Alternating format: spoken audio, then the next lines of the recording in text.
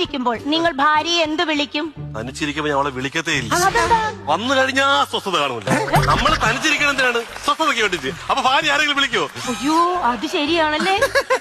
അത് ശരിയാണോ? എന്തിനാ ചിരിക്കുന്നത്? ശരിയല്ല. ശരിയല്ല. നിങ്ങൾ ഭാര്യയെ എപ്പോഴെങ്കിലും ചുംബിച്ചിട്ടുണ്ടോ? ചിന്തിക്ക്. ചിന്തിക്കുന്ന ഓ,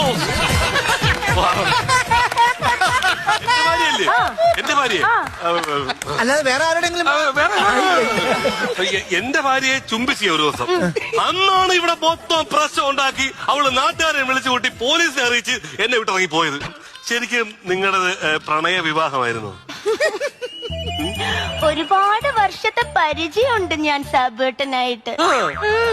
എന്റെ മോട്ടിവേഷൻ ക്ലാസ്സിലൊക്കെ വന്നിട്ടുണ്ട്.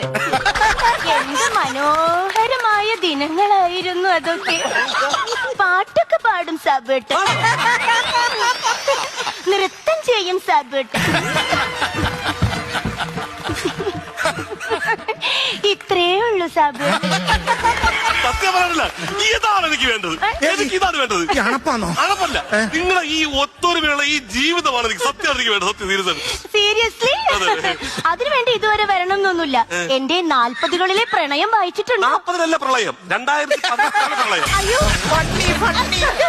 അതല്ല, എന്റെ 40കളുടെ പ്രണയം, ലവ് വായിച്ചിട്ടുണ്ടോ? ഇല്ല, വായിച്ചിട്ടില്ല. വായിക്കണം.